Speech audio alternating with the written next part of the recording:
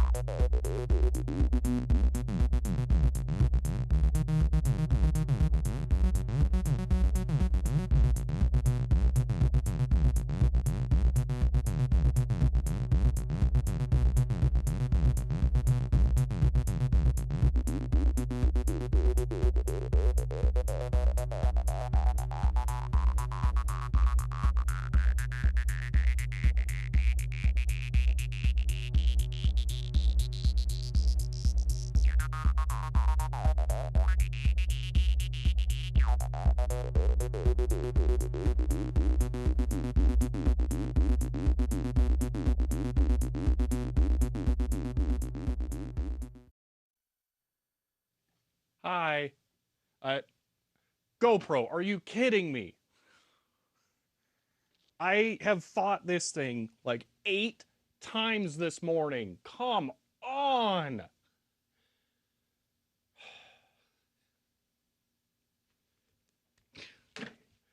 This is, it is being an enormous pain in the butt today. Jeez. Anyway, hi, everyone. Hello. Um, so, yeah. Yeah, I don't know, Dziak. GoPros are just the worst consumer device on the market right now. I don't know what to tell you. They're the most unreliable, stupid, useless things. I've even been experimenting with using a GoPro as a dash cam. And just to give you an idea, it's like a 20-minute drive for me to go to some places, and the battery loses like 50% during that time while it's plugged in. They're awful. It's so bad. Okay. Eh? Gonna work here? No, it's just power cycling.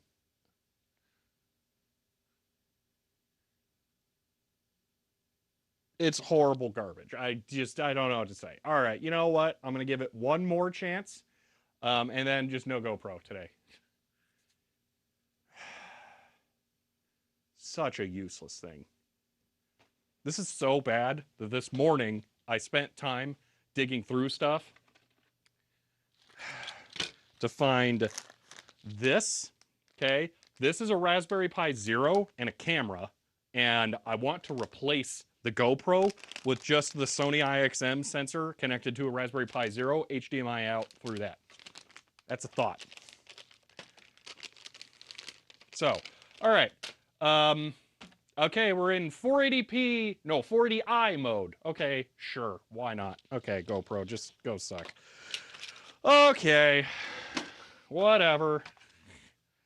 It didn't really hear the threat, or else it'd actually be working correctly. It's not. All right. Okay.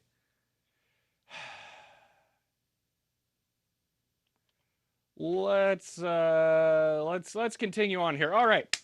So, today we're going to be doing some initial investigations, but also just some like generic undumbifying other things. The real bulk of today is going to be on this. This is a Canon Lide 600F. This has the potential to be one of two scanners for the book edge scanner, the design that I want to make. I think this one has high potential to work out really well for that. So we're going to be tearing this thing apart today, but we're going to start out with this. This is an Epson Perfection 4490 here. I bought this for $5. It's a 4800 DPI scanner that I haven't been able to use because Epson, in their infinite wisdom, uses reverse gender power connectors for their stuff. We had the same problem with the GT50S feed scanner. So we're going to do basically what we did with that last time, except this time I bought cabled barrel jack connectors that are panel mount, and we're going to just swap out the dumb connector with one of those. Because last time we used a really bad connector, but it worked, but it was kind of dumb. So, all right. So, does the ATEM have FireWire in? Yeah, no. Okay. So, you can take yours apart so I don't have to. That's the idea. Well, there's a lot of good Lides. I found the 600 at Goodwill. So, you know, that's the winner thing there. 4800 DPI is not a marketing lie on these. That is their actual native optical resolution. You can go look it up. It's not the interpolated resolution. All right, we're going to start off by taking off the lid because we don't need that. Okay, I don't know. Oh, you know what? I know why it's so thick on this one. Both of these are film scanners, by the way. The Canon has some funky stuff for that. This one has the top is a backlight that follows with the film. So yeah, it's kind of crazy how this one works. So the reason, well, there isn't really a reason there. Unfortunately, the Canon doesn't work correctly with Linux. I'm hoping this one does. I don't actually know, but the Canon will only do 600 DPI on Linux. So, Perfections are very well regarded back in their day. Yeah. Let's see. And from that tag, you found that Epson at Goodwill? Yep, for a whole $5. Let's see. Then you have the Lide 600F, something very, very similar. It's great, except for the F film adapter is dreadful. It's really weird. I have very little film. I actually do have some film in the office I could scan, and I do actually need to scan. I don't know that I'll bother using this, though, as opposed to just like the A Vision and then just blow it up. Although with 4800 DPI on these, it'd probably be better. So, yeah. But the 4800 DPI is real on these because of the film. You think about it. Film is like that big. It actually has to be super high resolution to be able to scan film. So it's real on these. So let's get into what our objectives are for today. Actually, I was going to set up some camera stuff because that's wrong. Which camera is this controlling? That is... Okay, it's that one. Okay, perfect. Let's set this to 51, 50, and then a tint needs to be a little more red. Perfect. That looks a lot better. This one needs to be 4650. There we go. And the tint gets up to like 7, I want to say. Okay. Sure. Because it would make... It's so irritating if the ATEM resets that. I can understand the ATEM not saving it. Like, okay, fine. It doesn't save it. But why does it have to reset it? Super Scott 3000 sub at tier 1 and says check the 5 loop. End of line. Super Scott 3000, thank you for the tier 1 sub and for 3 months there. I really appreciate that. Okay, let's rip this thing apart. So, This is an Epson scanner, all right? Epson scanners are terrible because they love this stupid power connector right here. Look at that. Oh, I'm in white balance. Great. They love that stupid power connector right there. So our objective today is to yoink that out and replace it with this. This is just a panel mount 5mm barrel jack, and it's pre-soldered because soldering wire sucks. So yeah, we're gonna pop this in place of that other one.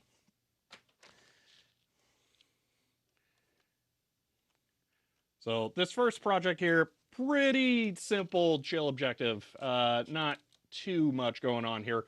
I just haven't been able to test this one, and I'm curious about it. So we're gonna do this first. Additionally, this lets more people show up for the obviously more prominent project of the double-sided scanner thing. So, getting a lot of negatives with your Perfection V350. Good results. Very, very slow. I doubt it's a CFL in the Epson. I actually don't know.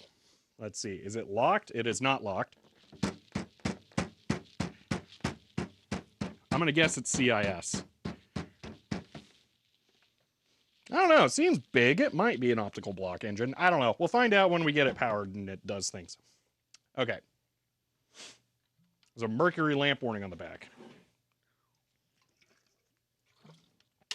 Maybe then. I don't know. That would make it a lot more interesting. Okay, let's figure out how we tear this thing apart. I'm going to flip this thing over, so I'm going to get the blanket. Why did I never think to do this? Have an Epson lots of power couriers. They're dumb and expensive to replace. Yeah, they are. They're horrible. So yeah, we're going to standardize this. Okay. Are there no screw holes? Oh, there's two right here. Well, I guess we'll start with that.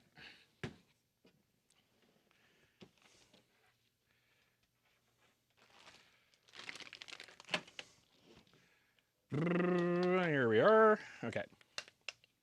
Under the rubber feet, they're a little small for that. I don't think so. Additionally, we can kind of just look there and see. No. Not so much in the back, but I'm doubtful. Okay, I'm going to grab a screw sorter. I can't imagine we're going to be going through that many screws on this. All right. Let's go one size up. Okay. See, we need to adapt to USB-C for power. It takes 24 volts, so that'd be kind of a pain in the butt. So, nah.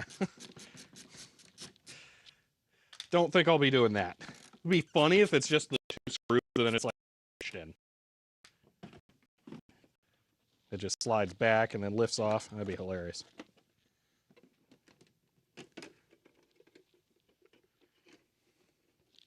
Oh, the other two screws are in the holes for the thing. Will this reach? Oh, it will actually reach. Okay, I'm kind of surprised. They're all the same screw, too. That's nice. And yoink! Okay. That looks like it might be... Yeah, it's definitely CFL. Or CCFL. Cool! Okay.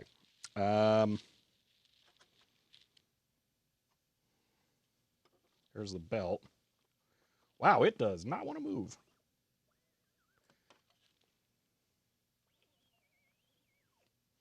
So I'm pushing this off to the side. Why does it need two belts? Oh my gosh. Oh, you know what? Actually, I know why it needs two belts. That makes a lot of sense. So,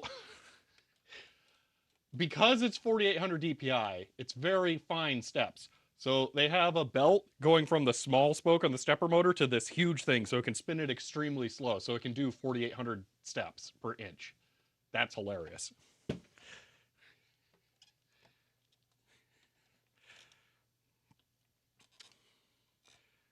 So you bought an LCD-based word processor. Ooh, never thought I'd do that, but ran across one with a floppy drive. Ah, okay.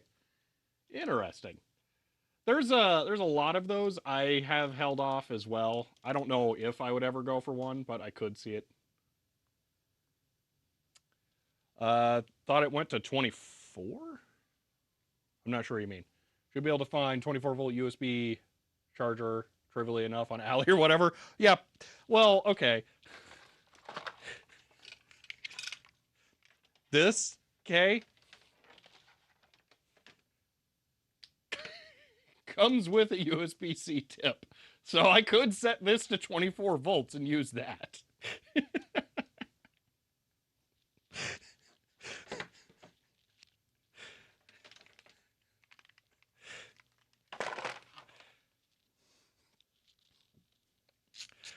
Cursed cable, yeah.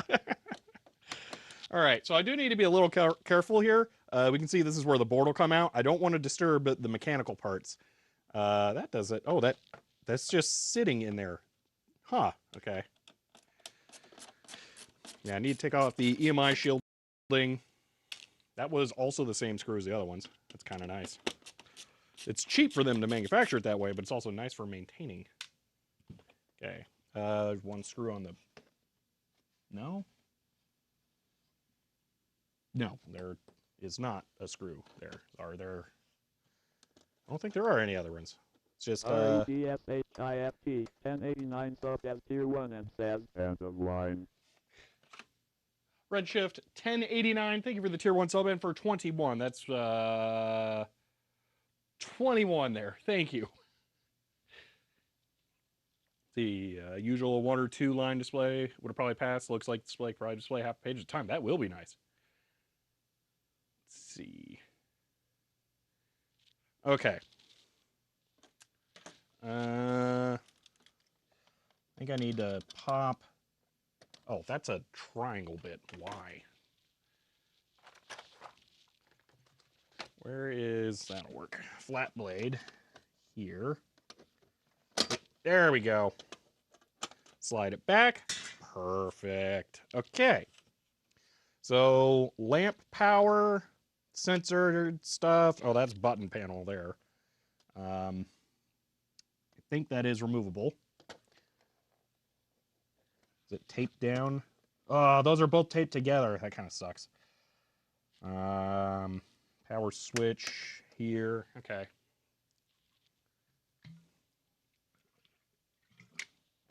Why?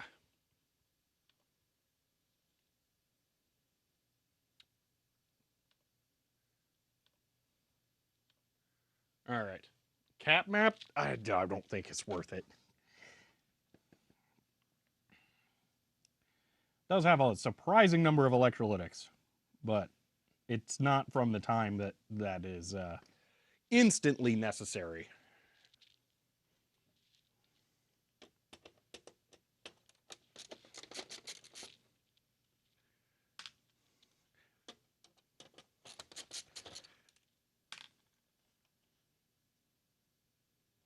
It's weird. There was a screw missing, but I think it was one of the ones that holds down the shield. Cat mapping in 15 years. Yeah, kinda. I don't think that this device is probably going to be in the cap failure camp. Hopefully there are better scanners than this one available later, and I don't think that this one will be historically interesting enough to maintain, I'll say.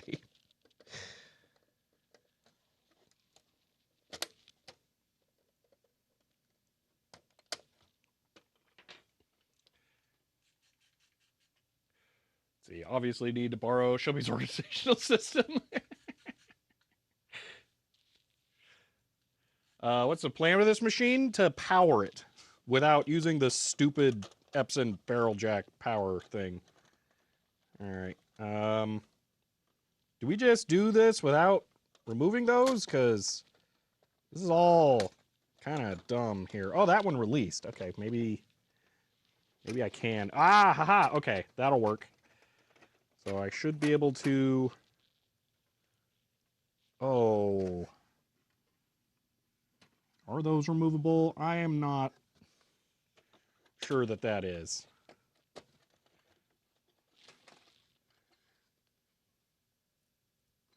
I don't think I want to try removing that. Okay, new plan. We're just going to remove it while it's attached. Okay. Firing up the iron. What is it powering? It's powering the desoldering gun. Perfect. Firing up the compressor.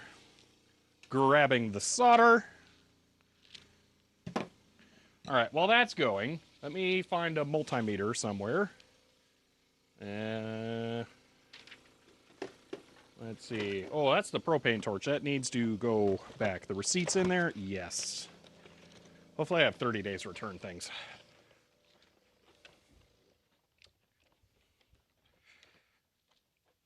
Okay. By the door, so I actually take it.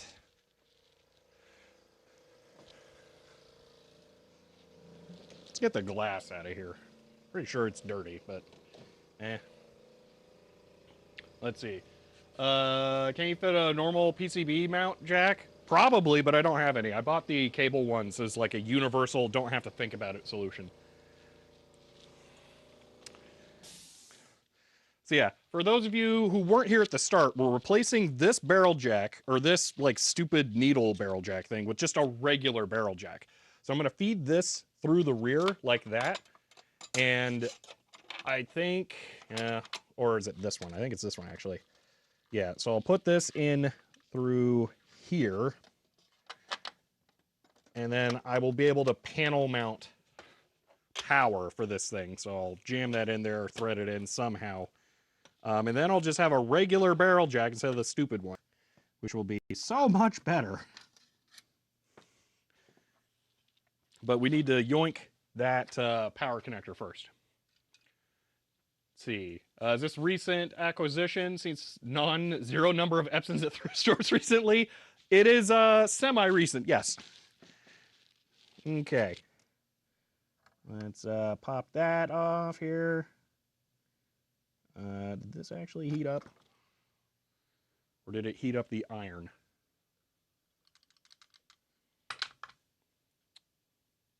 Something smells. It's hot. Is that the iron? No. Maybe it's still working on it. All right, I'll give it a second. While that's going on, I should probably connect it to the air hose. That's usually helpful. There we are. The air hose grounded as well. Maybe put a piece of paper over the optical block before soldering next to it. What could go wrong? What do you mean? That seems like a great idea. Oh wait, that's the spoiler side. Hold on, let's do. That's the spoiler. That's all spoilers. Whatever. You'll know in 3 hours. All right. Let's check up here. Recognize that letter? I don't know what you're talking about. Okay.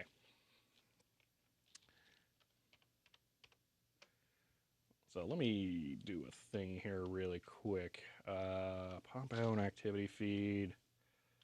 Copy the URL. Go on over to Twitch. Browser docs. Activity. Okay. That. Apply. Pop that off to the side. I'm not logged into Twitch. Great. Okay, well, we'll ignore that for that now then. All right. Let's see. Testing Ethereum, thinking of a calculator I saw recently while thrifting. What is the last calculator you bought? All right. So here's the thing, okay? I don't buy most desktop adding machine calculators because they're really boring. But no, I have not bought a calculator recently. I think there was one I was really tempted by, but I didn't buy. Okay, you... Is this thing heating? Yes.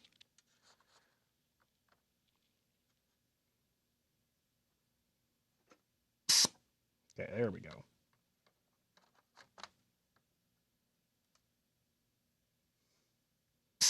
There is solder on the paper, so yeah, that was worth it. All right, fine, good call. I think these posts are too big.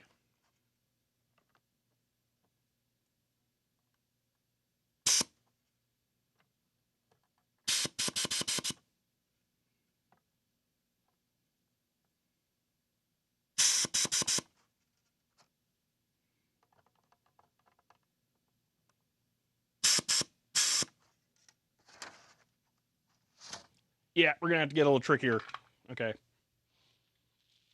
Theory confirmed calculator collector. That one I minced nothing about. Yeah, I fully admit that.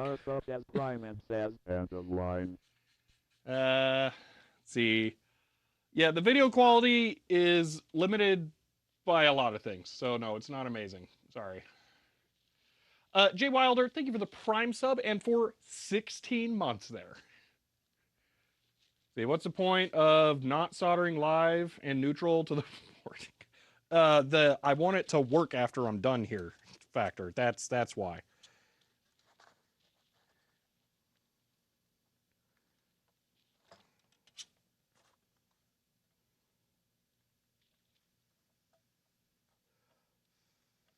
You know what? I think this might be a Soldapult candidate. Let's use that.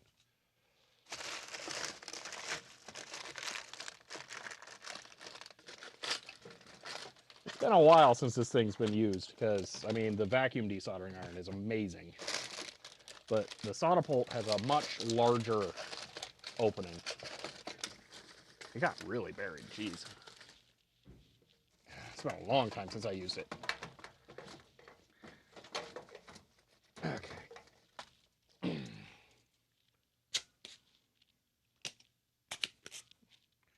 Here we are.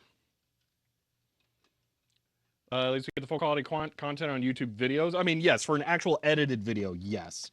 The VODs, no. Okay, that didn't help as much as I had hoped. That one did better.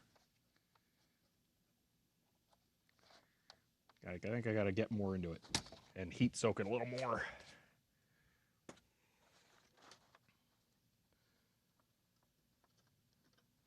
Oh, it might be glued in too.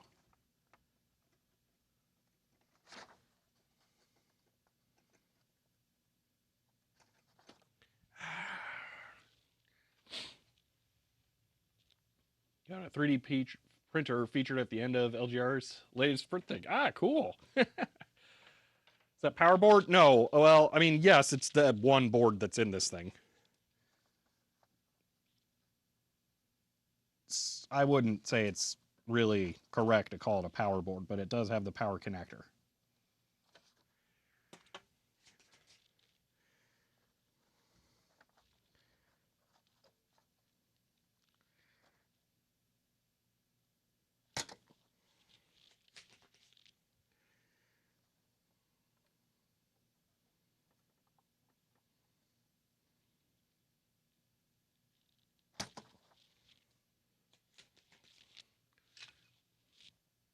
See. I'm going to try and just wiggle this loose now.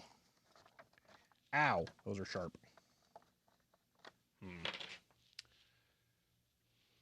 I'm going to grab some things here.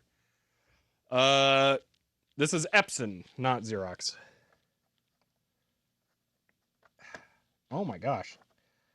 It's a mixture of these tabs are bent out, in that it's filled with terrible solder.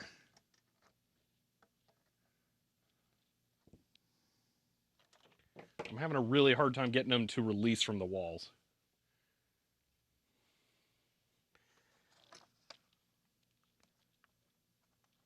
There.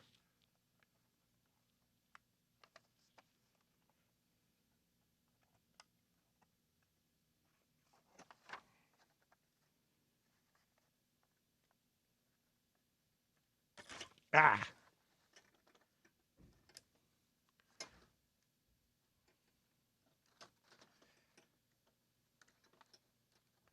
There, finally. Jeez. Okay. Now let's work on trying to get the barrel jack through the rear. So I test fitted it there, and I think it might, it's stopping on something. I'm not sure. It's got to be the plastic shield or the metal shield inside. Okay. So inside, if I flip this around, there is a metal plate here, and I think it's running into that.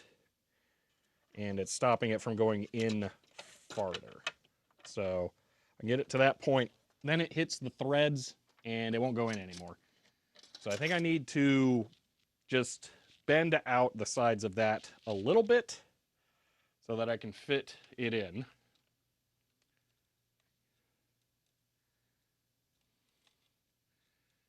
Okay. I don't really want to Dremel steel. I don't have Dremel stuff that good. So I'm probably going to just snip it and then bend it.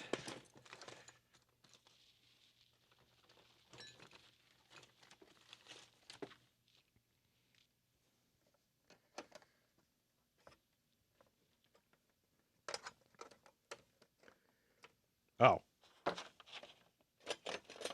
That'll make this easier.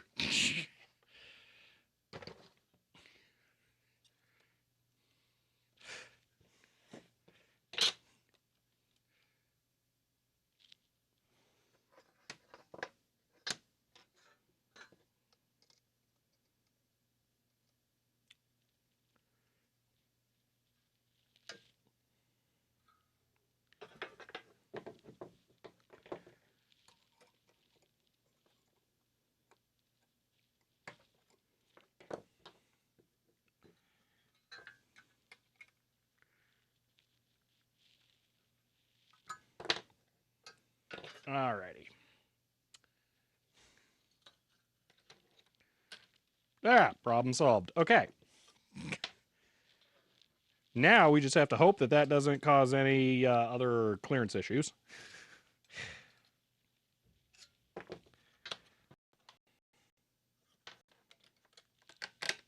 Perfect. Okay. Good of you to keep it FCC compliant. Oh yeah, I could have just removed that. Well, it might be necessary for mounting stuff. I don't know. Anyway, I'm not going to remove it.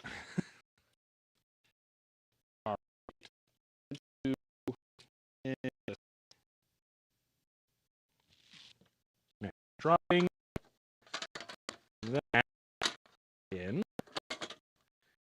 Okay. Feed this in. And, oh. Is it?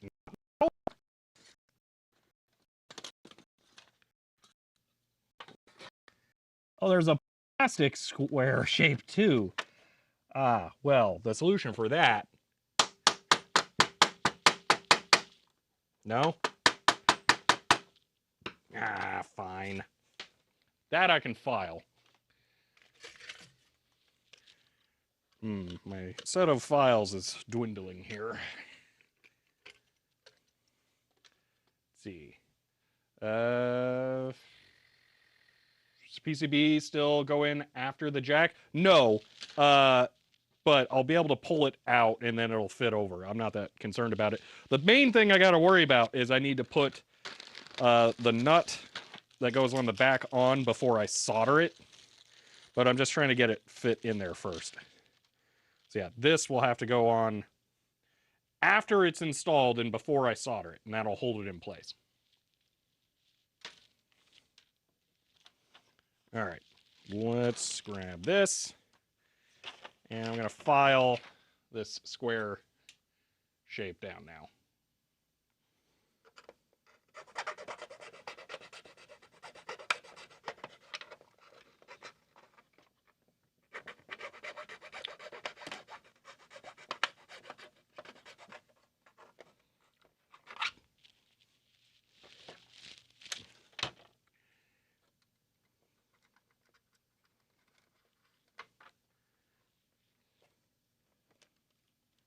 Oh, come on.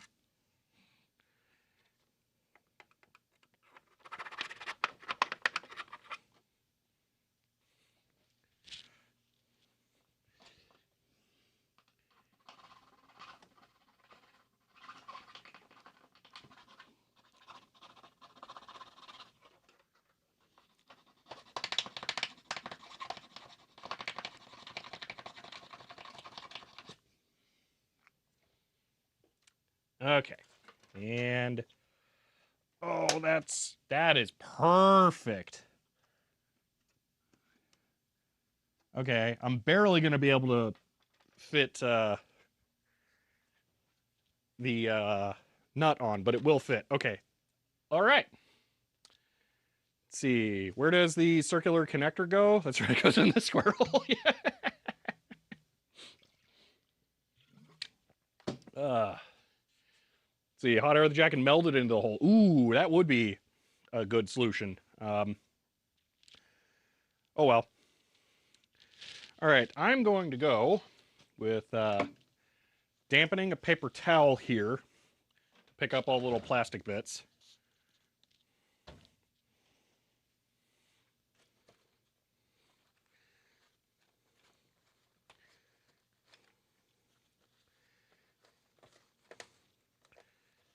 All right. And there next sub as prime and says end of line. Another one, X. Thank you for the Prime sub and for 8 for 12 months. Let's see. Zekasunk sub as prime for 3 months and says end of line. Zeke Songs, thank you for the Prime sub and for the first time. Okay. So now I feed this through. I put on this thing. It came with like weird lock washers, but they're stupid, so we're not going to bother with that. All right, now we need to figure out the polarity. So now I actually need the multimeter.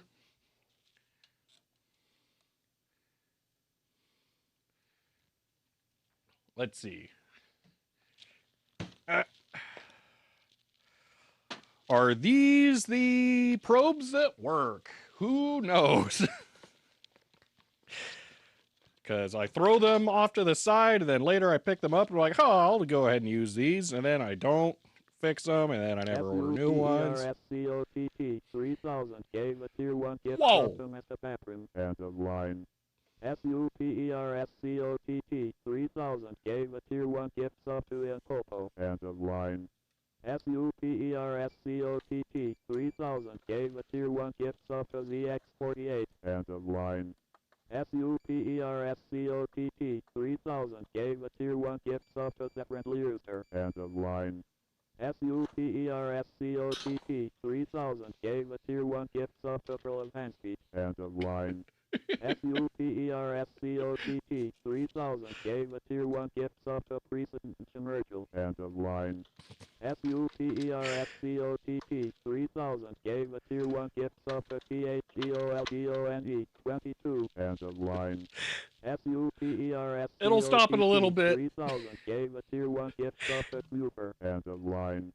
FUPERSCOTT 3000 gave a tier 1 gift sub to DJBRYANT 64. End of line.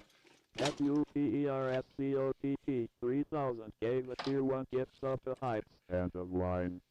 Belgiumet says did somebody say Hype Train choo choo CHEER 100. End of line. Falcon says choo choo. Hype Train continuing CHEER 100. End of line. Generic sweetener says choo choo CHEER 100. End of line. Okay. Super Scott 3000, thank you so much for the 10 gifted subs there. I really appreciate that. Just go here. Thank you. Thank you for that. Ben, thank you for the 100 bits. Spooky, thank you for the 100 bits. And Generic Sweetener, thank you for the 100 bits. Oh my gosh. Why did it drop a register? Due to the...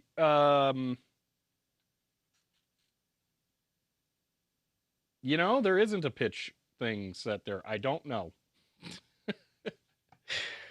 But thank you. And Ningao Bai? I'm not Ninga Bal. I'm not sure. Ball? Ninga Ball? Hello, since it's your first time chatting here. Okay. So yeah, the metal plate, that's a good catch. That almost didn't go back in. There we are. Sort of. There. Okay. Boom. That'll help for the threading the thing too, or it'll hurt it. I'm not sure. Speaking of threading the thing, that has to go back on. Okay. I want to screw these in from the top, I think. Actually, if I do it from the bottom, then there'll be more insulation. I should probably just put Kapton tape over it either way. I'll screw them in from the top, or solder them in from the top. Anyway, ghetto vise, all right? I have a real vise here now, but I don't have a real vise that'll work inside of this. So here's what we're doing. I'm going to clamp this onto a blank spot on the PCB, and it's going to hold it up like that. Then the wires will not reach around. Also, I totally didn't rip off an angular ring on the top. You guys see nothing. Okay, maybe I will solder them in to the bottom. 100. End of line. I'm going to go with one Iron Mancy there. Hello, and thank you for the 100 bits on your first chat there. See, looks like it might be clamping on an IC. Oh, there is stuff on the bottom. Oh, jeez. Stupid complicated board there. Yeah, but see, that's too high up. That doesn't work. There, resistors, don't get any ideas. There, whatever. Okay, now to confirm, beep, beep. Here to the top one is ground. So it'll be black top, red bottom. So there. And sort of there. Let me flatten this. Okay.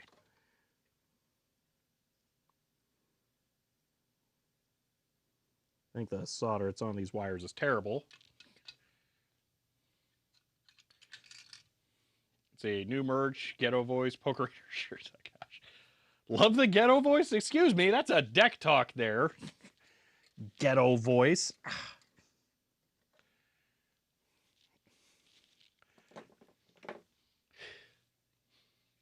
There's a part where he said what this mod is for.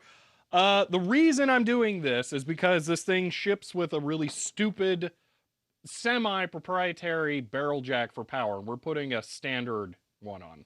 That way I don't have to spend like $25 on a power supply that is bespoke to this thing. Juicio, hello, since it's your first time chatting here, and welcome since it's your first time seeing me online. All right. So I'm having a difficult time here with these. I'm going to try using, actually we can use the pliers. I want to flatten these. I'm going to go over here. I'm going to add a little bit of solder so they have some leaded stuff in them so they're a little more malleable.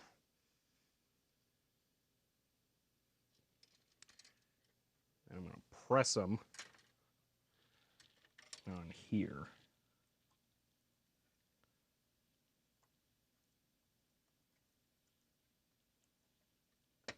It won't solder to that. I've tried.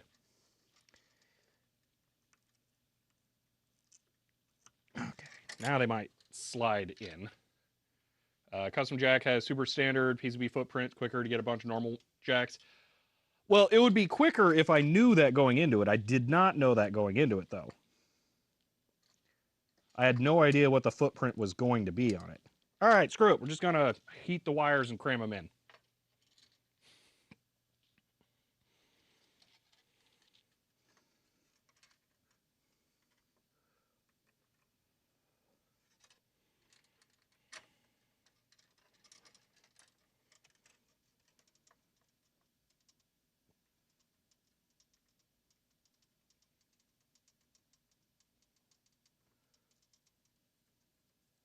Come on. I'm getting the result I did not want.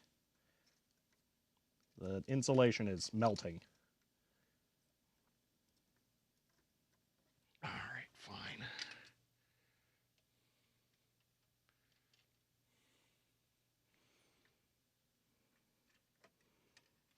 Oh, wait a minute. With it bent over, I can do it from the top. Although the other one that, you know, the angular ring definitely didn't fall off on is going to make it a little harder. Definitely do the ground from the top, though.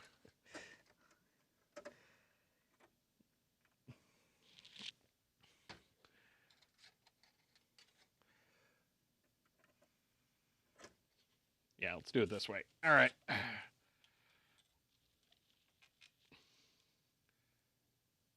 This is a low quality project, by the way. I'm not expecting this to be like amazing and, you know, everyone's going to want to replicate this. This is just me doing a thing to get this to work. This is not a high quality project.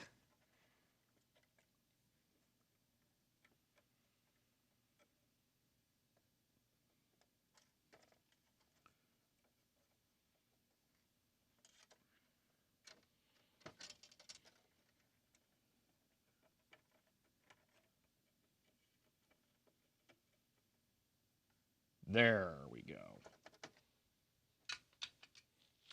All right, to confirm,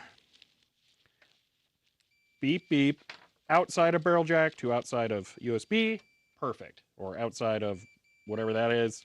Okay, the ADF connector, not ADF film thing. Okay. Let's see. Found Johnny Cash song, your deck talk folder. Oh gosh. Walk the line, but about stream bitrate. Oh gosh. It's part where you check the polarity 10 times, make sure you got it right. Yeah, no kidding. Let's catch up here. All right. I can undo this. Pull that out. Alrighty. The wire get to wherever it's going to get. Come on. There we go. All right, that can get... Oh, it's being held up by the connector for the stepper motor. There we go.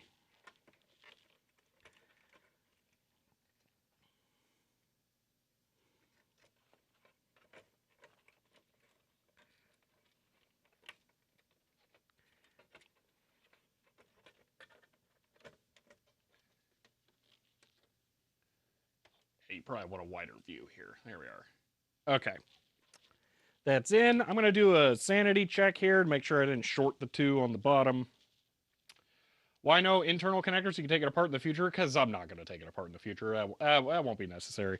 But Zoe, tell hello since it's your first time chatting here. Yeah, I doubt that this is something I'm going to need to service regularly. And if it is, it won't matter too much. So, let's see.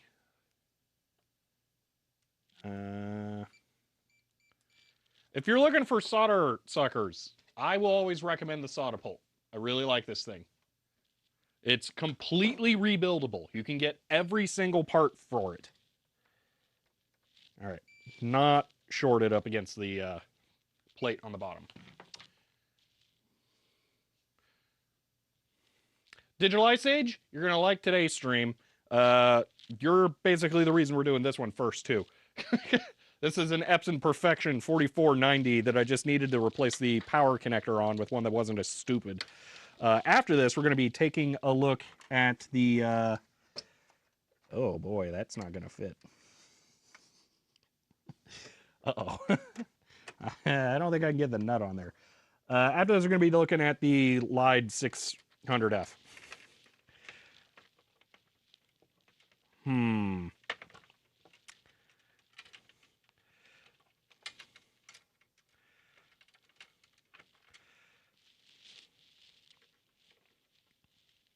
Oh, I was able to thread on. Okay, perfect. It's just a little wonky. Plus, Soldapult has a heartwarming backstory. I'm not aware of that. I just know it's really good and maintainable, and I like good things that are maintainable. All right, so I'm just gonna...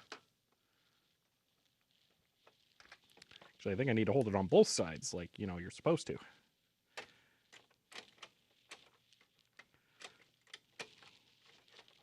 Oh, no. Please do thread. Ooh, you know what? I should reverse twist this a bit since it's on a cable. And then push it in. I don't know why I did so many reverse twists. It's not like this thing's actually going to thread that much.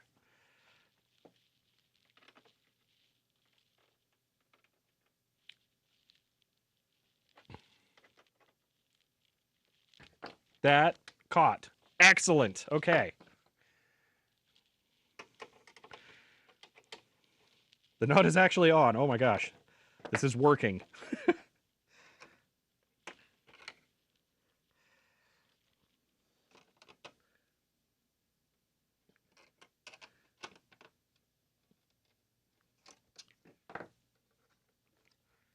That is super secure. Okay, I'm actually really happy with that. That's nice. Okay. With that, I think we can start going back together. I should rotate the washer just a little bit. Wait a minute. The washer's loose. What did it thread onto?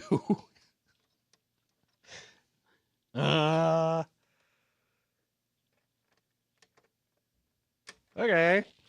Cool. I'm going to guess it threaded into the plastic or metal or something. I don't know, because that thing is solid as a rock, but that's not connected. Okay.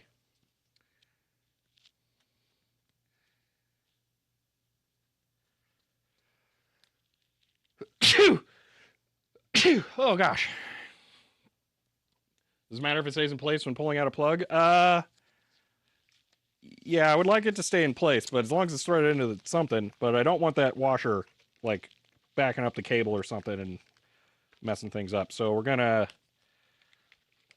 do this. So it kind of, maybe, sort of, hopefully stays in place. Okay. There. Alrighty. Scared of something? Oh, yeah. No, I definitely wanted to do that. We'll do this for right now. All right.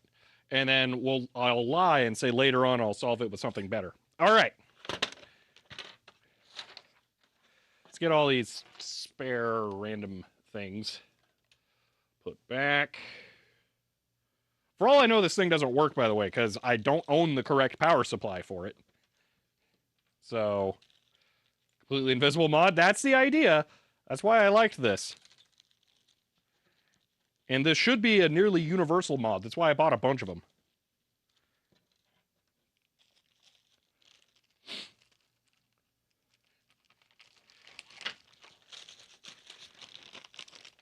I think I might be able to wedge this in such a way as to hold the washer or nut in place too, but oops. One more. Also, this kit came with the male connectors too for like the exact same cost as the female only kits, so that one was nice to get. Okay. Yeah, I think that's it. Put that ferrite core up there. I did not unplug anything else, so yeah.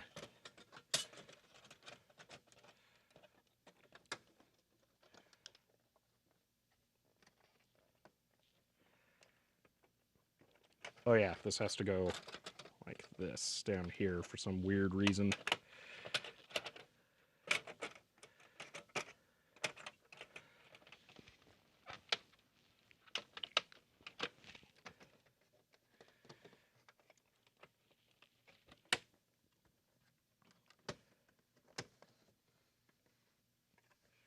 Alrighty, totally the way... Oh yeah, I forgot to screw in the PCB. That would be a good idea. Let's do that first. Does the optical block run over wires? I'm not sure what you mean. This? Because those will be crammed down.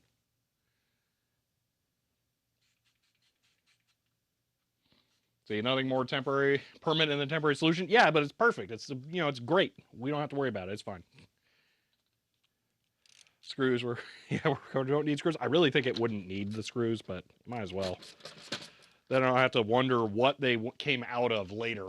I've forgotten I've done this mod. I found some screws the other day while I was cleaning up the top of this bench that came out of, well, they look like they came out of a laptop, and I have no idea what I might have worked on that looked like a laptop. So, that's fun.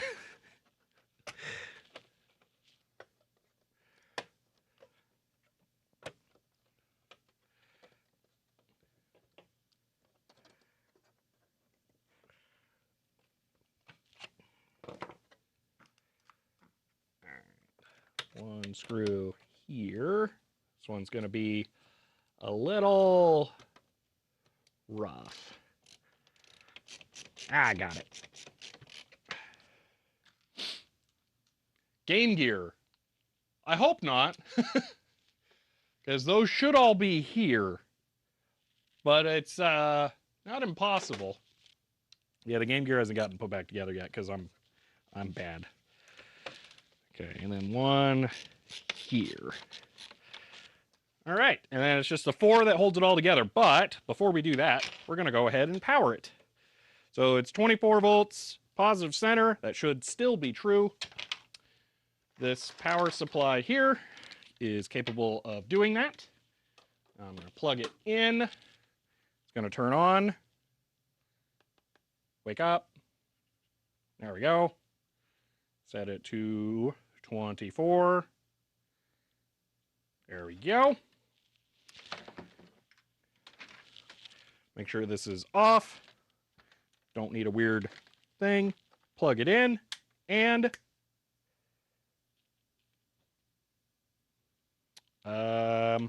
well, okay.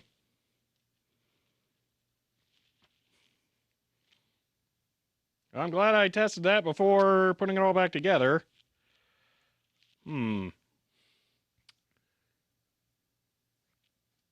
Yeah, I turned the switch on the side. Yeah, plug it in, turn it on.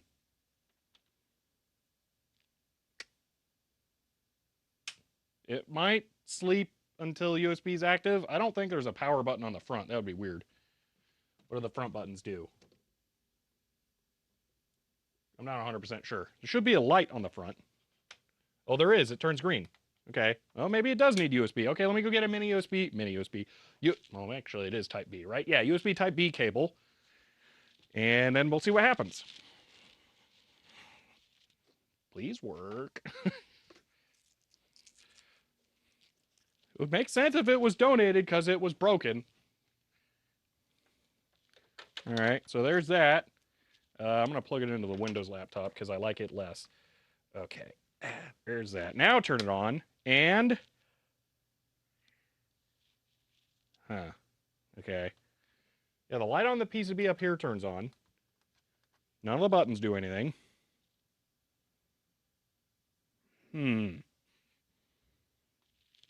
Okay. It didn't kill the Windows laptop, so I'm going to plug it into the Linux computer, because that will probably actually just work with it.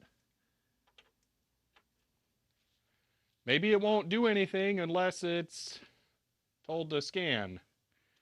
Scan. Okay, looking for devices. Maybe it won't home without being told to do something.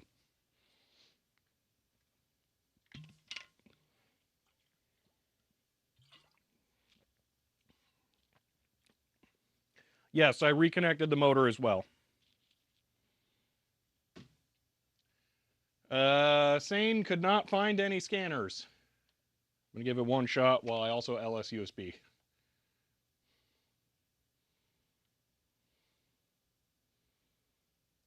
This is a Cherry point of sale keyboard. Yes, it is slightly special.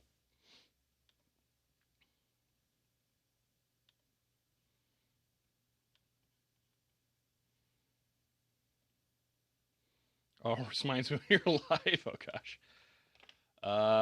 Let's see. LS, USB. You don't need drivers on Linux.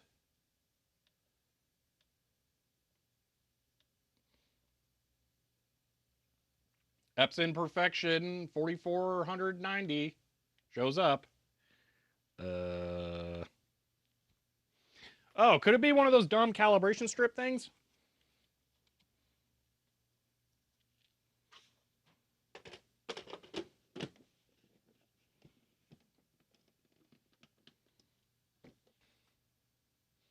So, I'm calling this thing dead.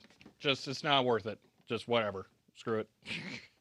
I have no idea what the history of it is. I don't particularly care about it that much. There's no real reason to try and diagnose it when it could be something as bad as like someone plugged a like 50-volt power supply into it. We have no idea. So there's just no reason to bother.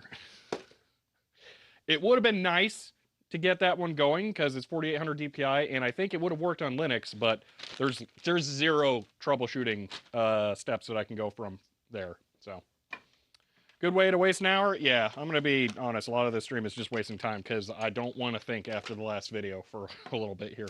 So, okay, moving on to the next one, which is more exploratory. Okay, I'll be bringing that back, but we're not making any power modifications to the other one. Is that supposed to be one half the DIY book scanner? No. That one was me wanting a 4800 DPI scanner here at the office for things, but now I don't get one, which is fine. Okay. See, can't blame me for that. Yeah, I mean, there's no evidence to go off of. It's just dead.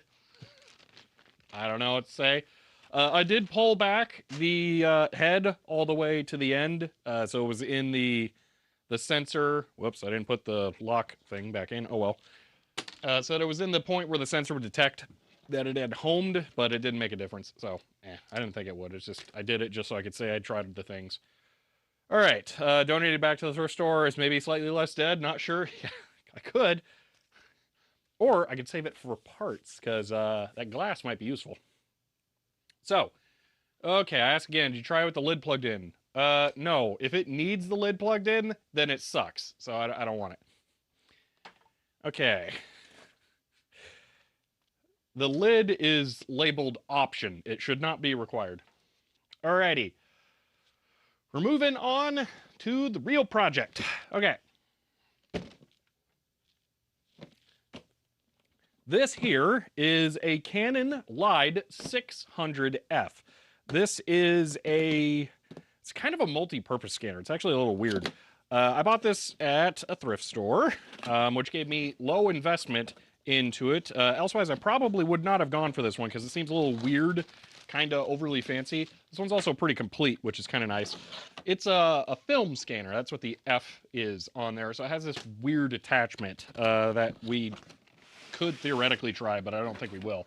But yeah, this is the scanner. Kind of nice to get one in the box for video purposes, but it's never going to be able to go back in the box once I get it to do what I want it to do. So, this is the scanner. It's a pretty common Canon Lide scanner, except this one uses mini USB, weirdly. And it's shaped a little different for one particular reason here.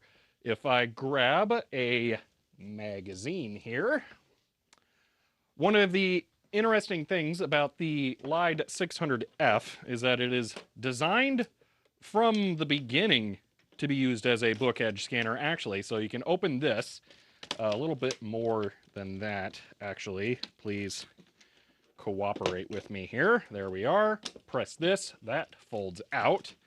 Okay, so that can go flat, and then it has no edge, and you can rest a book on it like that. So it's actually kind of designed for it. There's a downside, though.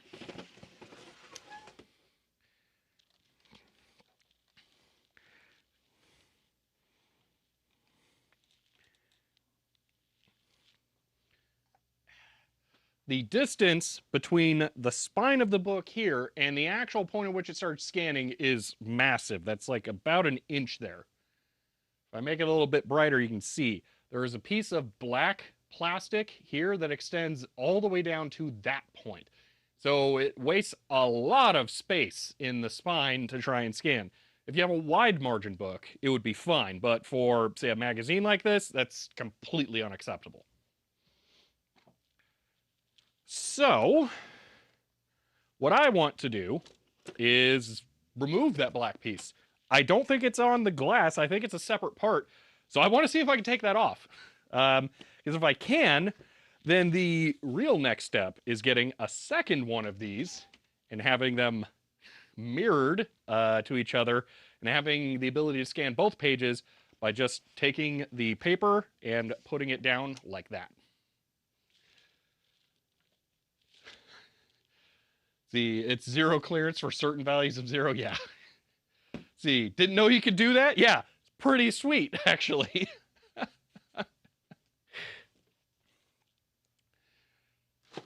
All right. This thing is really weird and confusing. See, Canon scanner with a good idea, bad implementation. It's so rare. Okay, well, it seems like, ooh, don't want to kill the film scanner, but I don't need it right now. See, somebody marketing lied when they said zero margin. I don't think it says zero margin anywhere on it. Pretty sure it doesn't. Let's see. It says advanced double hinge lid, and then it shows like a book. What on earth is that supposed to mean?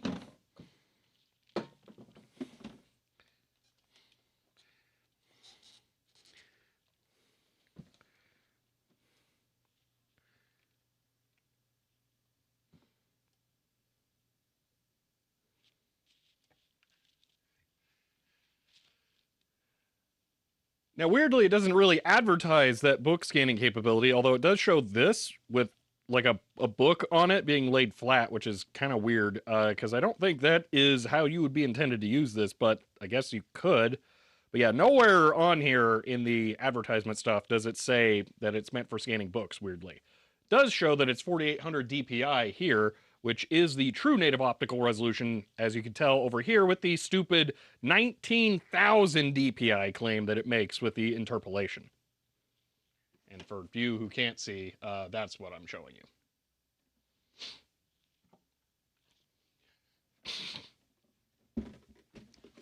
Let's see. Can accommodate thick items for scanning without the lid going at a weird angle? Yeah. But it shows a book. I don't get the book part. That's what's really weird. I wonder what the manual says about it.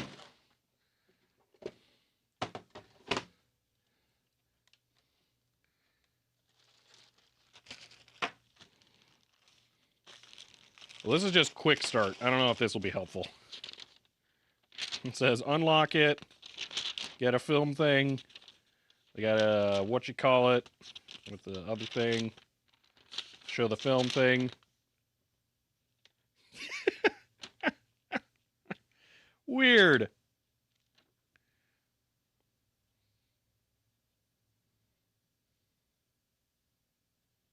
Oh, their use case for it like that is so strange. This is stupid.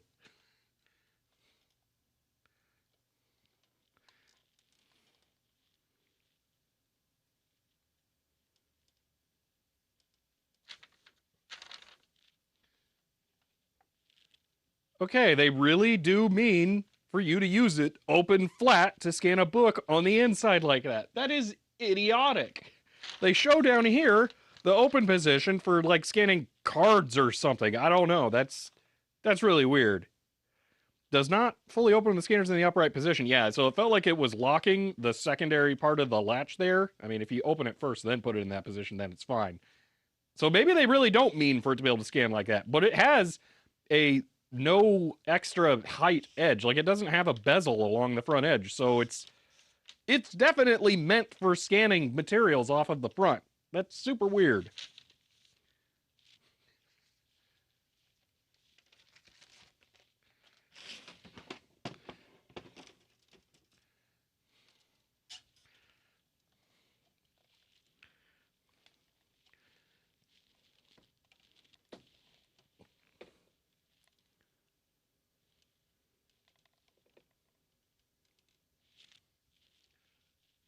You can definitely tell it is totally flat along the glass to the front edge. There is only one reason to do that, and that's for scanning books into a spine.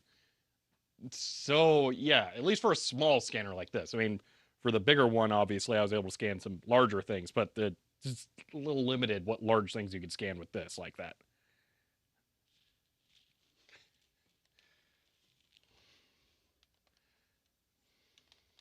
So you didn't know the Light scanner had infrared for scratch removal? Oh, that is weird. Is that where the film scanner mounts? No, the film scanner mounts in the middle. So for you all, I'll pop it on there. It's kind of strange. So first off, this cable is like attached to it. How about I focus? It's trying to focus on the light, I think. Yeah, hold on. So the cable is like clipped onto it really tightly. Okay. And then you put this here. And that is it. The cable plugs in on the side over there. So you could have two lids on your Canon thing. Why is it not closing now? There, but yeah. Also, the secondary hinge is designed to be tall enough for that to rest on it. So yeah, film scanner goes in the middle.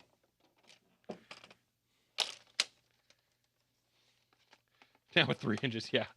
Didn't want to advertise that on this model because he's the same shelf for the more expensive model and didn't want to point this out. Ah, that could be it. That could very well be it. See, suddenly don't feel so bad about not having the film attachment. Yeah, it's kind of not great. This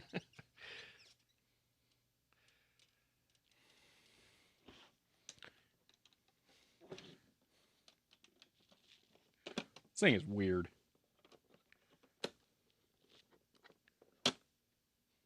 It's very weird. All right.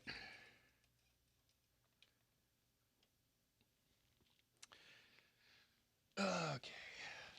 Well, now we're going to try and figure out how to open this thing because I would like to see how much of this front edge I can remove. This silver piece is separate from the rest of the chassis, so I think that'll be removable. And I'm hoping the black part comes along with it, which will be the majority of the material along the front edge. And then we can see what this thing's potential really is for book scanning. I do know that this model, or I do know that this machine actually works. I have tested it. On Linux, I can only get 600 DPI out of it with current drivers, though. So, unfortunately, I can't do too much with it. All right.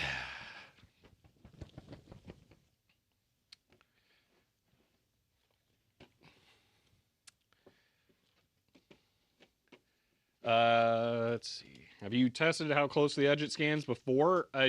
You can see it. It's very obvious with the black part. That's why I want to remove the black part.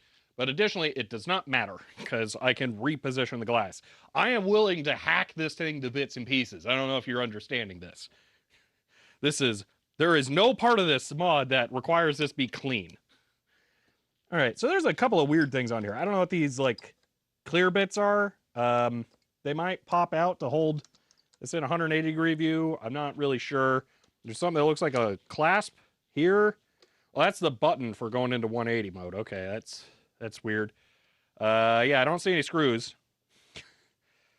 It's possible there are some under the feet, but we can do the old it's transparent, you can look inside trick. I don't think so.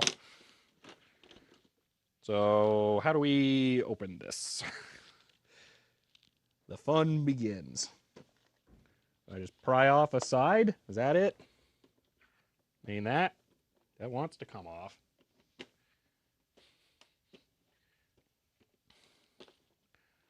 Kind of wants to come off on both ends. It also has the hinge for the lid.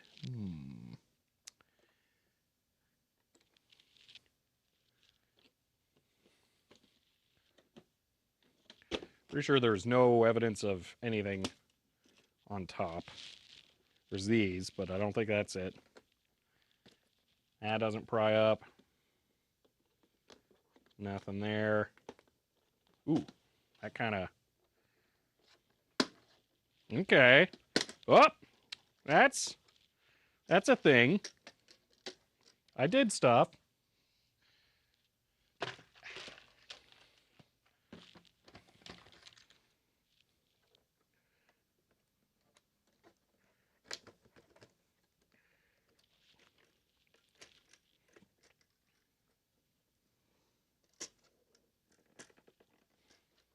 This back end doesn't want to come out though.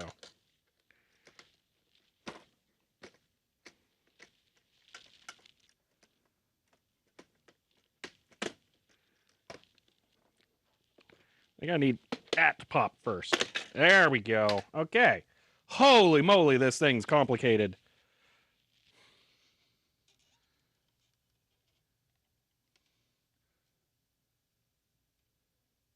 Look at that little diagonal worm screw that goes literally right up to the edge of the case. There is zero margin for error there. Good grief. Yes, this thing works. I did test it.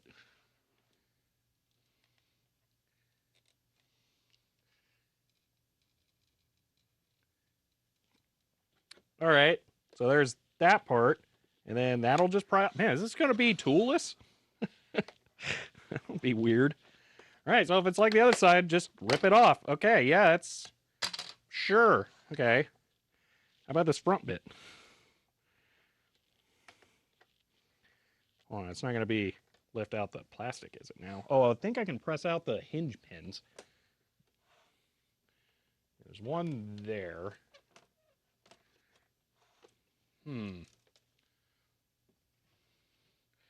The Epson doesn't work, Desiac, no.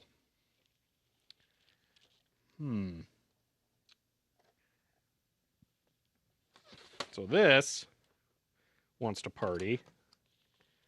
Ah, I see it's taped.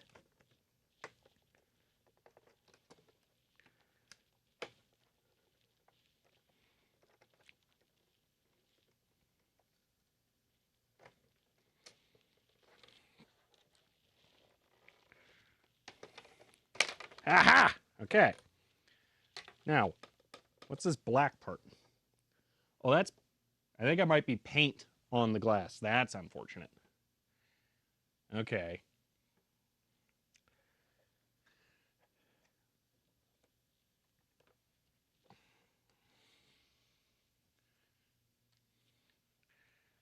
Yeah, can confirm the black stuff is on the glass. That is one piece. So that actually makes this a little harder now. Okay, can I get the glass out of here? Yes.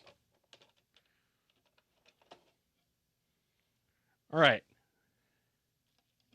What do we got on the bottom? We have one calibration thing that is maybe on the plastic.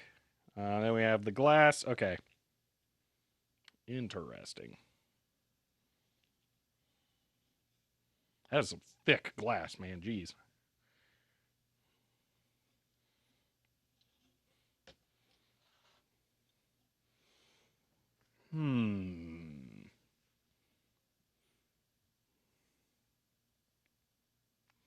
So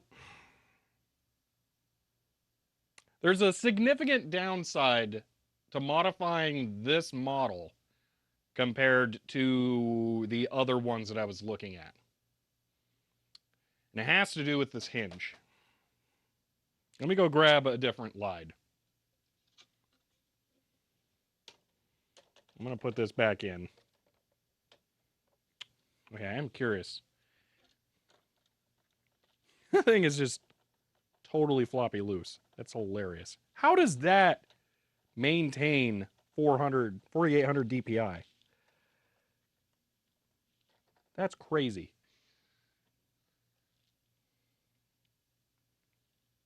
No, it's not laminated glass. I think it's just a thick layer of paint on top.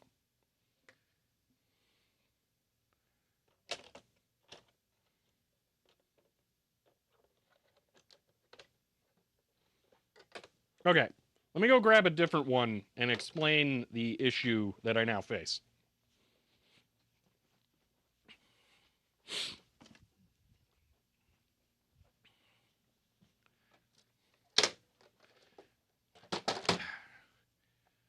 This is a Lide N670U. This is a much older, just standard 600 DPI scanner. And I don't think this one is a good candidate to start with for this. I'd like to get one that's built a little bit differently from this one. But this does have one particular construction technique that would make it work a lot better for that, and that is this. Because the hinge opens to the rear, it would be easier to reposition the glass. So if we look at the difference in construction between these two units, you'll see this one is much simpler.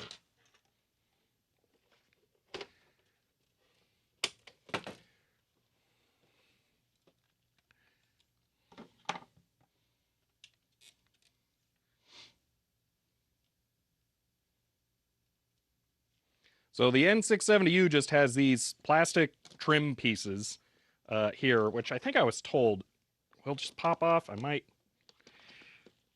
That's taped on. I don't really want to rip that off right now. But because there is nothing along the side, I mean, we can see inside the plastic case. There's literally nothing there. If these were removed, this glass could easily slide either direction by just cutting a small slot. This one, because of that black edge, I would need to rotate the glass with leaving the white calibration strip here in place. So I think that is attached to the plastic because I can actually see a little tiny lip of it, not under the glass there. So it's not attached to the glass. But I would need to rotate the glass and then stick it away from the edge, the amount of thickness of the black part. But that would mean it would go into the entire back portion of this case would have to be completely destroyed, which makes it a little more complicated. So I'm now thinking the 600F, not a good candidate for this. So I'm going to put this thing back together, maybe clean the inside of the glass now that I've gotten fingerprints all over it. And then I will have to look into something else. I think there might be a Lide 240 or something. That might be a good candidate, but I think I'm going to rule out the 600F. All right. Okay. I'm catching up on chat here. How funny the whole thing is, just Lego pieces. Yeah.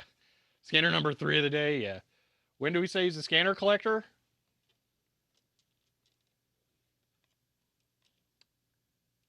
That's another HP scanner you guys have never seen before.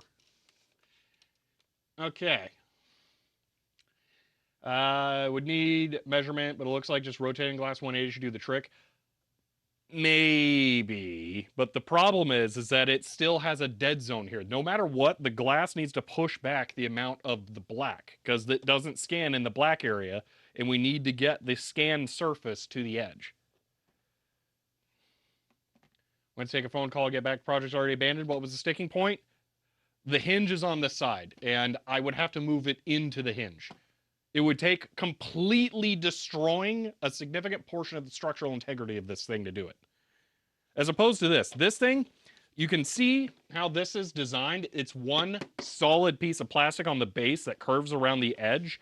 This, it sort of is, but the hinge area over there is a lot more complicated. It would be a lot harder to Dremel out a slot for the glass in this one than it would be this. So you have 3 of those scanners. I don't know which one. That or oh, you mean that other HP one? Let's see. I think I follow the logic now. Yeah.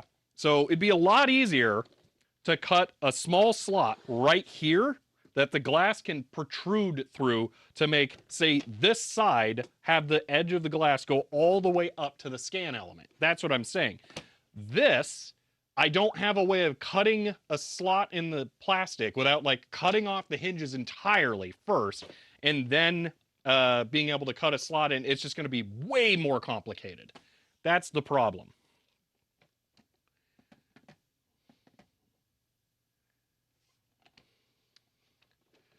So, all right, we're going to reassemble that one. I'm going to clean the inside. I'm so smart. I took my, let me actually put this one away. I put the Windex and stuff over by the front glass because I really need to clean the inside of my windshield. So I'm going to have to go grab that.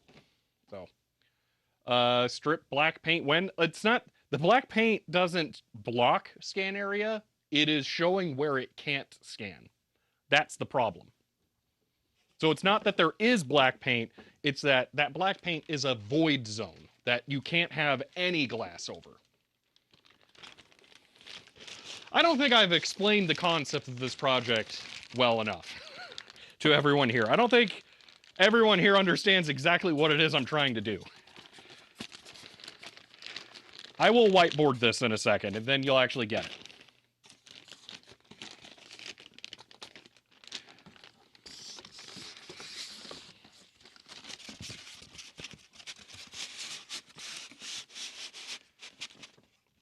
Yin, run one at a time.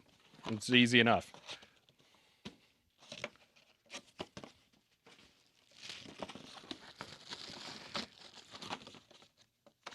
Okay.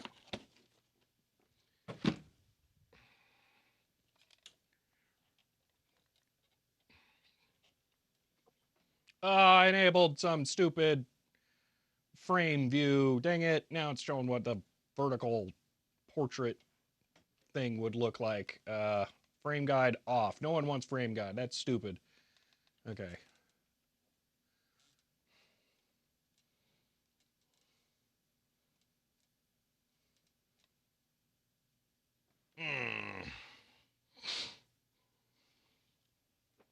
Okay.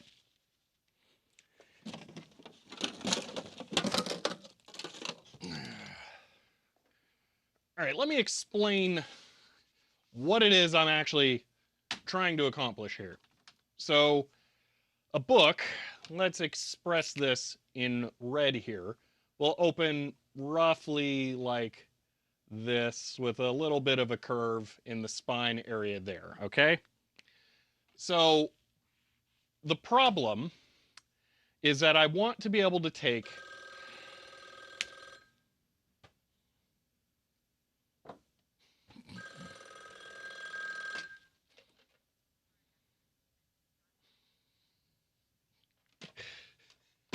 fair enough. Why is it on stream?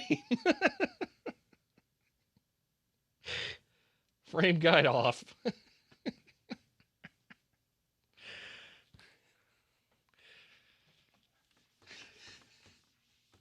I do want a recording of this for the actual video that will inevitably eventually happen. What is that blue line?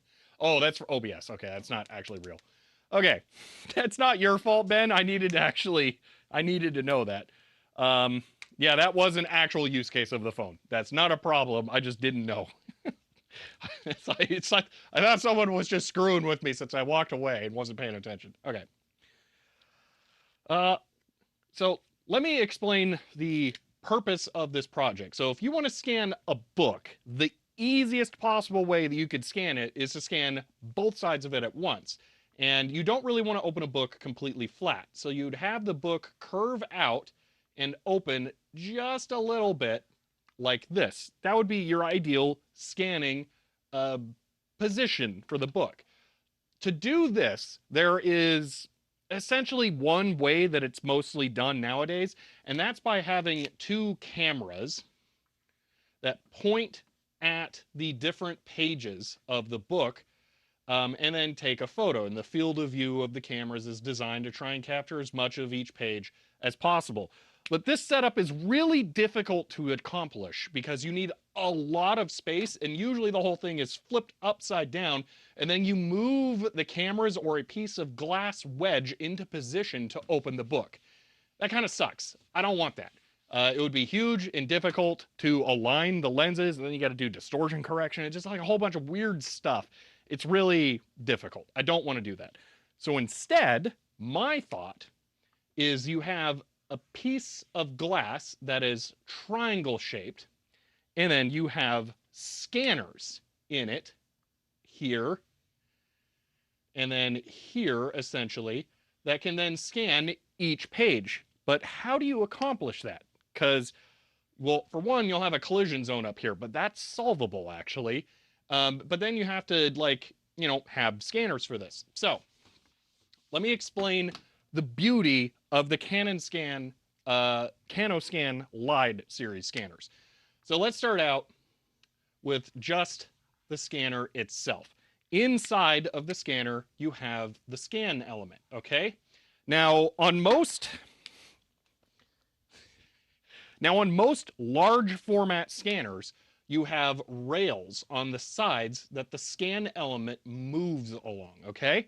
The CanoScans work differently.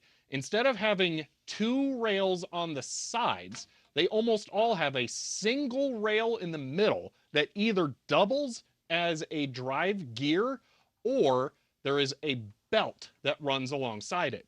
This is important because it means that the rest of the physical structure of the scanner doesn't actually need to be there. You can remove large portions of the plastic enclosure of the scanner and it can still physically work without much effort. So we can modify the scanners considerably without having a structural issue. So we can do that. The other thing is that the scanners are usually made of really thin, cheap plastic, and it would be easy to modify them. So let's say this is a dead-on view of the scanner from this angle, okay? This is our top glass piece here, and this is the plastic shell of the scanner. We have our little bevel that comes over the glass on either side here, and then we have the scan element in the middle. Now, the problem with trying to scan a book is that we would have the page come up to the side, go into the spine, and then come up over, and we would be missing this entire area on the book when we try to scan it. So the idea is we need... as prime for 3 months and says end of line. I'll get to that in one moment. We need everything to the side to disappear so that we have as much of the scan edge available to the book as possible. And this is achievable with a slide scanner because the rail in the middle is how the scanner element itself attaches. Now, we don't want to cut the glass. Cutting the glass is risky and complicated, but the glass starts out being longer than our piece needs. And we can't have that because then we can't fit the book in. So what we can do is we can cut a slot in the side of the case on the other side and slide the glass out just a little bit. So we can do that. And then it's still secured on the edges of the plastic. This will give us a zero edge alongside where the book is while it's still supported in the middle and have 3 sides that hold the glass down. Now, where this gets really interesting is when you combine 2 of these to make a wedge shape. You can have the 2 sensors in the same physical position in an interference design by having them rotated 180 degrees. So imagine we have 2 scanner elements here that are right up against each other in a 45-degree angle like this. Nothing on the sides exists because the rails for the sensors are in the middle, so we don't have to worry about that. The sensor elements themselves can be on opposite ends of the rails. If we scan only from here to here on both of them and then put our book in the middle, we don't worry about having an issue where they collide with each other. It just has to scan one page and then scan the other page. So it is totally possible to make an interference design CanoScan 2-page book scanner by just taking them apart and putting the pieces of the glass up against each other as much as possible. So that is the design. Yeah, don't scan at the same time. That's the idea. Well done. Now do it again with the camera at an angle that makes the studio lights don't glare so bad. Yeah. So that's what I want to accomplish. But there's a couple of issues where I really don't think the 600F is going to be the solution there. Because getting the glass shifted off to the side on this one with the super complicated hinge is really not going to work well. This black part would require rotating the glass 180 degrees. I really thought that was going to be a separate piece. If that was a separate piece, it would be a lot easier. No, I'm not going to try and strip the glass because that is going to be probably unpolished glass under there. And then it's going to be we'll have to slide it over and then scan through that. That's not going to work. So focus always soft on the edge of these scanners. Doesn't matter because it'll be at the edge of the book. Like, it's going to be the least important part of the book. So how much would be a custom piece of glass? Well, the problem is it needs to be the exact thickness of the original glass of the scanners because they are fixed focus. So I just wouldn't even attempt that. See, just install scanning software 600F on Windows laptops and get 4800 DPI. I could do that, but See, is the glass special? I don't know, but it has to be the exact thickness. That's the problem. All right. You rotate the glass 180 to get the black part under the frame. Yes, but then I still have to slide it over because that black here. let me just draw this for you all for chat here. I'm not going to flip the camera around again, okay? So we have our usable scan area here, okay? The sensor goes up to the usable scan area, all right? And then we have this black strip over here, okay? The black, you can't see squat, hold on.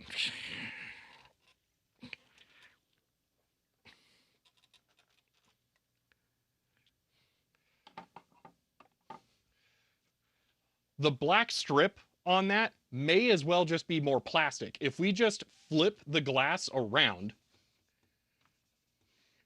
we then have black strip covering the sensor on the other side, and then we have glass going over to where the sensor can't actually reach. So the problem is we need to flip it, and then we need to slide the glass over. But the hinges are right here for that thing. And if we take those out, it's going to be way more difficult to try and cut that plastic in a clean way to actually do that. That's why the 600F is not a good candidate. The hinges are on the end of the other LIDE scanners, so they are much easier to work with. My whole intention with this is to design a solution around one of the common LIDE scanners that it could be easily repeatable by anyone. That is not going to be easily repeatable no matter what, so it is out as a candidate.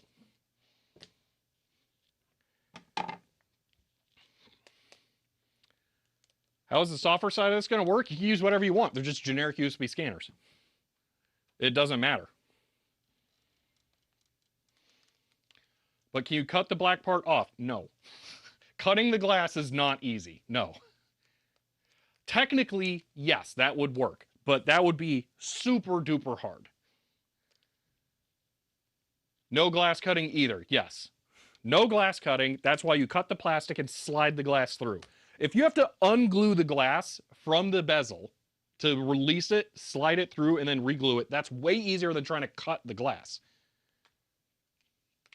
Software doesn't know the scanner is made smaller. The scanner won't be smaller. It'll be the same size. The scan area will not change. It's not scared to try. This has to be repeatable by anyone easily. So here's the other thing. Glass cutting will also leave a really sharp edge on the side that's going up against the book. So it's not just cutting, you then have to sand it down. This glass has a smooth edge due to the manufacturing processes. I'm not afraid to touch that. If I did the score and snap on that, it would then have a very sharp edge.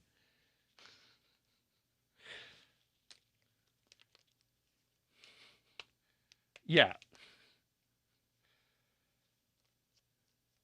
We're cutting the glasses completely out. That is never going to be viable. Was not supposed to be a quality mod. No, that the not quality mod was the Epson scanner. This has to be a very high quality mod. Two different projects here. I am not aware of any other scanner solutions that utilize off-the-shelf scanners like this for scanning books, but there may be a commercial one that does it this way. I'm not aware of it. Fish tank produce starting to come out. Fish tanks also use a lot thicker glass than this. That would be a lot easier to cut. And optical properties of fish tanks are a lot more forgiving.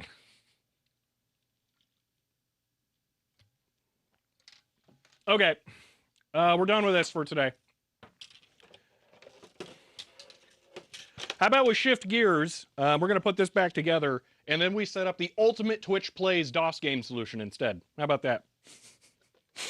So if you want to know how that's going to happen, you got to stick around for me to finish this. Okay. Let me get my Windex, and we'll clean the inside of that glass, and then reassemble that thing. At least I will have one usable 4800 DPI scanner now for stuff, so. Well, Carthouse, it's not out of commission. It's just slow. It's so slow. And it's slow because of the flipping the books around and doing all that. The idea here is that you put the book down once and you click one button and it scans both pages. And then you just pick the book up, flip the page, put it down again. The idea is to reduce the amount of human interaction in the process.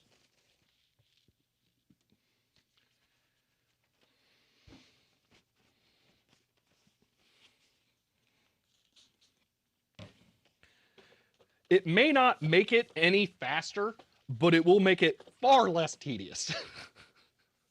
Literally half as tedious.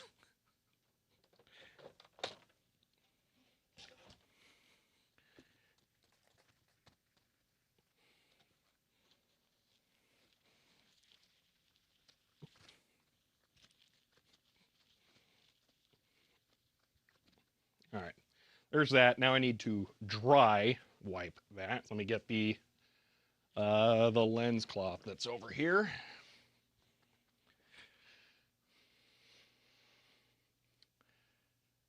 Let's see. Even if it's slower, produce a higher quality, it's worth it. I would hope it's not slower. I definitely won't be scanning at 4800 DPI for books. That would be stupid. And these do 600 DPI really fast. These do 600 DPI faster than that A-Vision does. So, you know, it will very much be worthwhile.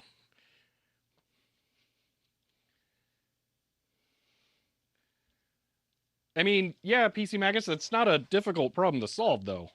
It doesn't really matter if it just shows up as two separate scanners. You know how much manual after processing I do for PDFs? That's nothing.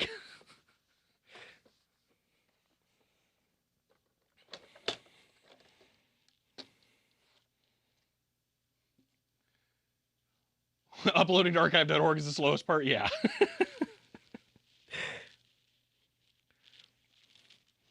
You're gonna need to fully clean both sides so I can see where all the problems are.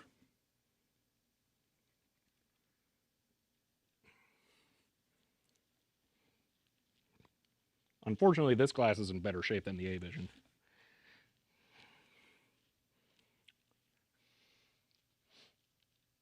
See, or rather a processing routine. I mean, yes, it would be a processing routine. Additionally, once this is set up, I will probably scan using command line tools for the sane drivers, and then just have like a button. It'll be one click. It fires off a scan on both machines into the same directory.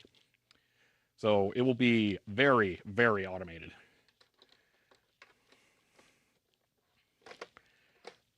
Okay. Kind of like how this thing goes together.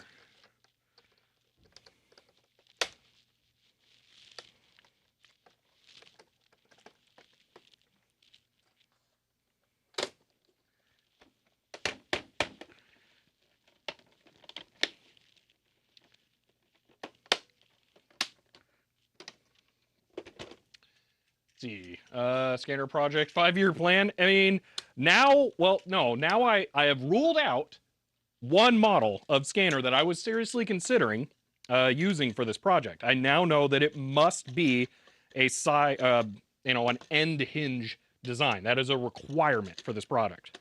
I didn't know that before, so it's just part of the process. There we are. That's now reassembled. And it's not like it was a bad thing that I bought this for, what was it, like $15? Like $20? I probably got 20% off on that. So yeah, 15-ish dollars. Not a bad deal to get a 4800 DPI good scanner. So I'm okay with that. Not an issue at all. See, via foot pedal, it probably will be via foot pedal. Just because that makes everything easier. All right. So, let's see.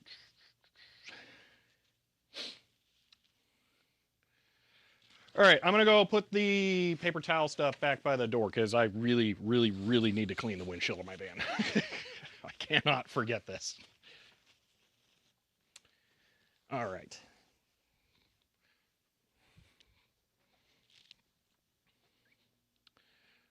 All right. I am going to. How do we want to do this? What do you mean and gone? The Caesar not good for this application. The Caesar's not amazing. I'll just say that. Let's see. Yeah, the internet is dying there. I'm not sure what the issue is. I am getting dropped frames from the house, so it's the house internet. Cool. All right, I don't know if you guys will be able to catch me. I think I'm going to restart the stream.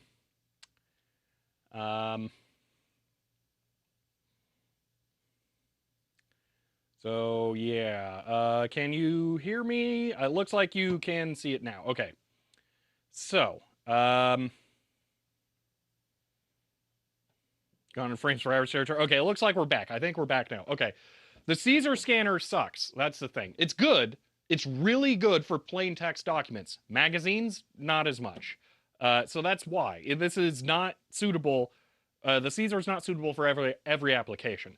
The one that I'm going to build is going to be suitable for everything, but it's going to be slow. The Caesar is super duper fast. That's its main thing. So if you have just a plain text book, like say a manual for using software or something like that, it's probably not super fancy. You can just use a plain text scan. Caesar's going to rocket that, okay? This is going to be for technical documents, magazines, photographic books, things like that, all right? So just different kinds of use cases. So, yes. Okay, here's what I'm thinking. I kind of want to, oh, you know what? I missed that. Original Paladin, thank you for the Prime sub there. I don't know how that one, I know how I missed that. Or wait, no, that shouldn't have happened.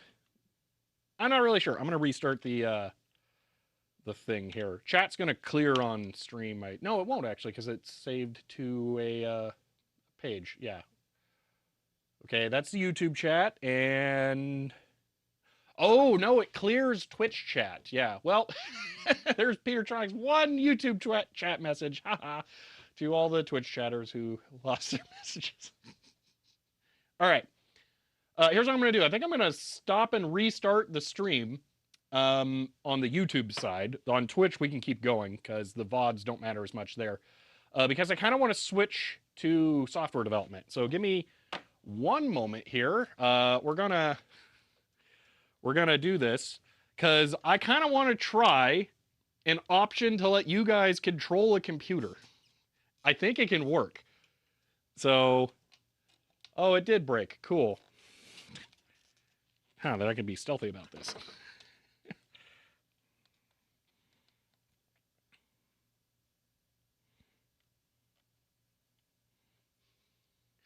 You guys won't even be able to see. Ha ha.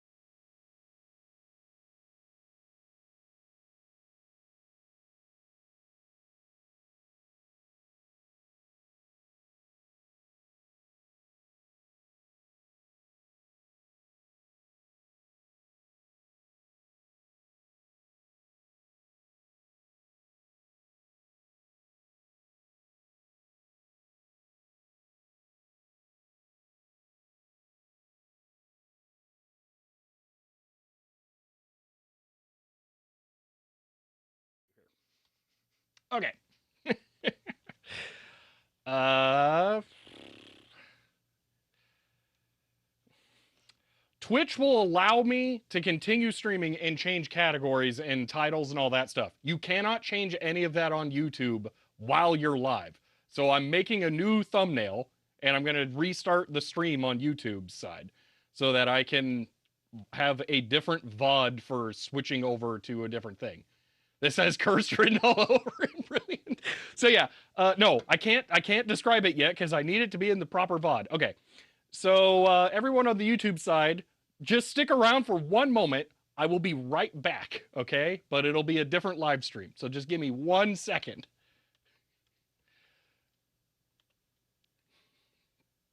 All right. Ended the YouTube thing.